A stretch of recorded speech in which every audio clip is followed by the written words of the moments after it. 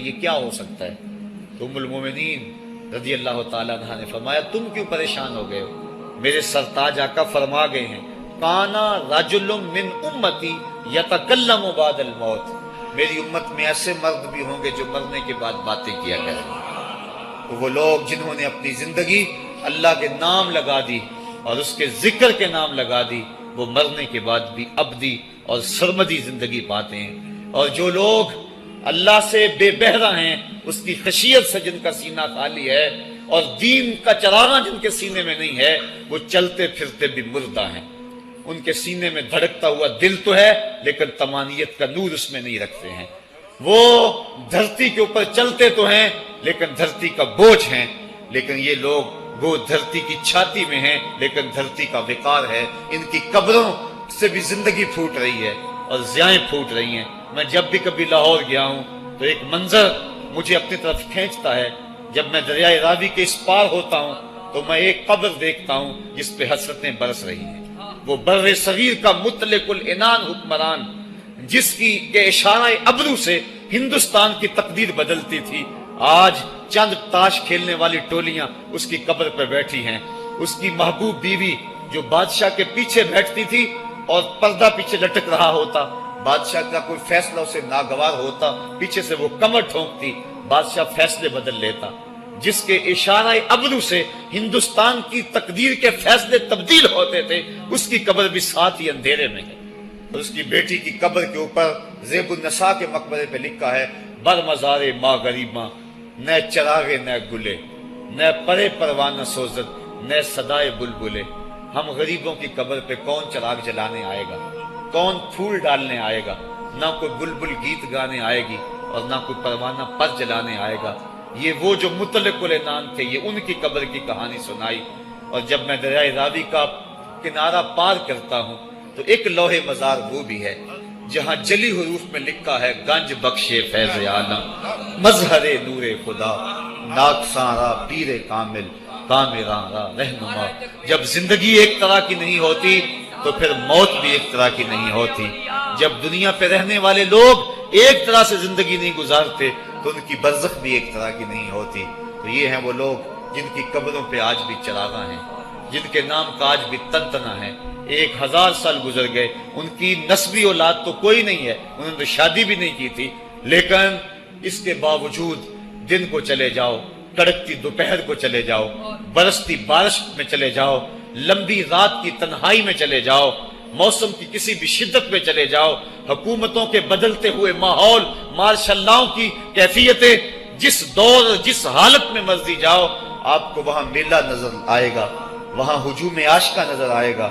ارے میں گسارو سویرے سویرے، خرابات کے گرد پھیرے بپھیرے، کبھی اس طرف بھی گزر کر تو دیکھو، بڑی رونقیں ہیں فقیروں کے ڈیرے۔ تو وہ لوگ جنہوں نے اپنی زندگی اپنے مالک کے نام گزاری، وہی زندہ ہیں، وہ سرمدی اور ابدی زندگی پائے ہوئے ہیں۔ صاحبو، اب میرے اور آپ کے پاس سانسوں کا موقع موجود ہے، ورنہ یہ سانسیں تیزی کے ساتھ پگھل رہی ہیں۔ میں کل امام راضی کو پڑھ رہا تھا، وہ کہتے ہیں ایک بزرگ فرماتے ہیں مجھے سمجھ نہیں آ رہی تھی ان الانسان لفی خسر کی، کہ بے شک انسان گھاٹے میں ہے۔ تو میں سوچ رہا تھا کیسے گھاٹے میں ہے، تو کہا کہ مجھے سمجھ اس طرح آئی کہ میں بازار گیا، میں نے ایک شخص کو دیکھا جو پھٹے پہ برف رکھ کے بیچ رہا تھا، اور آواز کیا لگا رہا تھا، ارحمو ارحمو من یذوب راس مالہ، اور رحم کرو اس بندے پہ، اگر تم نے تھوڑی بھی دیر لگا دی اور میرے سے سودا نہ خریدا تو میرا جو راس المال ہے میرا وہ بھی لٹ جائے گا، کیونکہ برف تو میری پگھلی جا رہی ہے، اور اگر تم نے خرید لی میری برف تو میرے پیسے کھڑے ہو جائیں گے، اور اگر تم نے میری برف خریدنے میں دیر کر دی تو جو میں نے پیسے لگائے ہیں میرے وہ بھی پورے نہیں ہوں گے۔ تو وہ کہہ رہا تھا ارحمو من یذوب راس مالہ، وہ کہتے مجھے ان الانسان لفی خسر کی سمجھ نہیں آ رہی تھی، اس کے اس جملے کو سن کے سمجھ آ گئی کہ انسان جلدی جلدی اپنی سانسوں کو گوا رہا ہے، اسے چاہیے کہ جلدی جلدی ان سانسوں سے کام لے لے، ورنہ یہ سانسوں کی برف پگھل جائے گی اور اس کی یہ پونجی بھی برباد ہو جائے گی۔ تو صاحبو، میں اور آپ لمحہ لمحہ موت کے قریب ہو رہے ہیں، لمحہ لمحہ موت کے قریب ہو گئے۔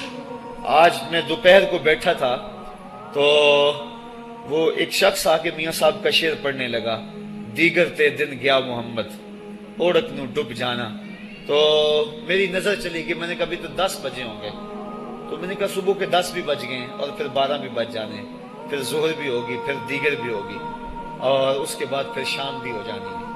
اب ہم دیگر تک تو پہنچ گئے ہیں، اب شام کے تدلکے بھی قریب ہو گئے ہیں، تو یہ دن ڈوب جانا ہے تھوڑی دیر کے بعد۔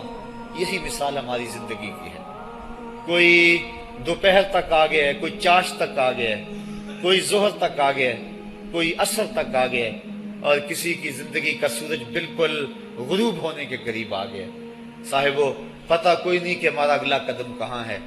اس سے قبل کہ کوئی حجت باقی نہ رہے، مجھے آپ کو اپنی زندگی پہ نظر ثانی کرنا ہوگی، اپنے گناہوں کا اور اپنی نیکیوں کا حساب لگانا ہوگا۔ ایک ترازو تو کل محشر کے میدان میں لگے گا، ایک ترازو ضمیر کی عدالت میں آج ہی لگانا ہوگا۔ ہمیں دیکھنا ہوگا ہمارے پلے کتنے عمل ہیں اچھے، اور جو اچھے عمل ہیں ان میں خلوص والے کتنے ہیں، لوگوں کے دکھاوے والے کتنے تھے، رب کے لیے کتنے عمل کیے اور لوگوں کے لیے کتنے کیے۔ تو پھر ترازو لگا کے ہم نے اپنے اعمال نامے کو آج ہی تولنا ہے اور وزن کرنا ہے، اور اپنی زندگی کو نیکی کا حسن دینا ہے۔ وقت کٹ رہا ہے، زندگی لمحہ لمحہ موت کے قریب ہو رہی ہے، قبل اس سے کہ کوئی حجت باقی نہ رہے، ہم ہاتھ ملتے رہ جائیں، پچھتاتے رہ جائیں تو کیا فائدہ ہوگا۔ بلکہ میں نے تو پڑھا کتابوں میں، علماء لکھتے ہیں قیامت کے دن تو نیکوکار بھی پچھتائیں گے۔ بدکاروں نے تو پچھتانا ہی پچھتانا ہے، نیکوکار بھی پچھتائیں گے۔ بدکار تو اس لیے پچھتائیں گے انہوں نے اتنے گناہ کیوں کیے، تو نیکوکار کیوں پچھتائیں گے؟ جب وہ اپنے اچھے اعمال کی جزا دیکھیں گے تو وہ پچھتائیں گے، ہائے جو چند لمحے ضائع ہو گئے وہ بھی کیوں ضائع ہو گئے، وہ بھی میں نے کیوں برباد کر دیے، وہ بھی اس راستے پہ ڈالے ہوئے ہوتے۔ تو آج مجھے آپ کو موقع ہے، دیکھیں قبریں کتنی، قبریں جو ہیں وہ ہمارے کتنے ملنے والے، ذرا نظر دوڑائیں نا، آج ہم کتنوں کو کندھوں پہ اٹھا کے قبرستان چھوڑ آئے ہیں۔ حضرت غوث اعظم رضی اللہ تعالیٰ عنہ فرماتے ہیں، جا کے قبرستانوں میں دیکھو کتنے کتنے حسینوں کی مٹی خراب ہو رہی ہے، جو اپنے بدن پہ ایک چٹکی مٹی نہیں پڑنے دیتے تھے، آج ان کا کفن بھی تار تار ہو گیا ہے۔ جو اپنے کلف لگے کاٹن کو سلوٹ نہیں آنے دیتے تھے، آج ان کے کفن بھی ٹوٹ گئے ہیں اور ہڈیوں کے جوڑ جوڑ الگ ہو گئے۔ تو وقت ہمارے اوپر وہ آنے والا ہے، کسی نے آج تک موت کا انکار نہیں کیا۔ میں نے لوگوں کو خدا کا انکار کرتے دیکھا، آپ نے بھی دیکھا، لیکن کوئی موت کا آج تک انکار کرتا نہیں دیکھا گیا۔ موت اپنا آپ منوا لیتی ہے، میں اور آپ موت کے بتدریج قریب ہو رہے ہیں، ہمارا اٹھنے والا ہر قدم ہمیں موت کے قریب کر رہا ہے۔ تو قبل اس سے کہ وہ وقت آ جائے اور کوئی حجت باقی نہ رہے اور ہم ہاتھ ملتے رہ جائیں، وقت پر کافی ہے ایک قطرہ بھی آب خوش ہنگام کا، جل گیا جب کھیت برسا می تو پھر کس کام کا، پھر تو پچھتاوا ہی ہوگا۔ آج ہم پچھتا لیں تاکہ زندگی میں حسن نیکی کا آ جائے۔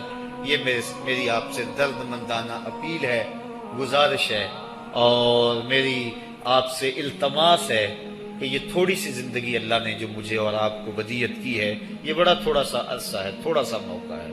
یہ دنیا بوائی کا موسم ہے، آخرت کٹائی کا موسم ہے۔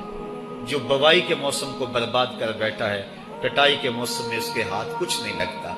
تو آج تخم میں عمل ڈال لیں، آج ایک بیج ڈالیں گے کل 70 کاٹ لیں گے، لیکن اگر آج کچھ نہ کیا، اپنی سانسیں برف کی طرح پگھلا دیں، تو یہ اس شخص کی طرح ہے جو پھٹے پہ رکھ کے برف کہہ رہا ہے کہ میرے اوپر رحم کرو، اگر تم نے میرے سے برف نہ خریدی تو میرا راس المال بھی لٹ جائے گا۔ ہمارا راس المال سانسوں کی صورت میں لٹ رہا ہے۔ اللہ مجھے آپ کو اپنی رحمتوں کا حصار عطا فرمائے۔ وآخر دعوانا ان الحمدللہ رب العالمین۔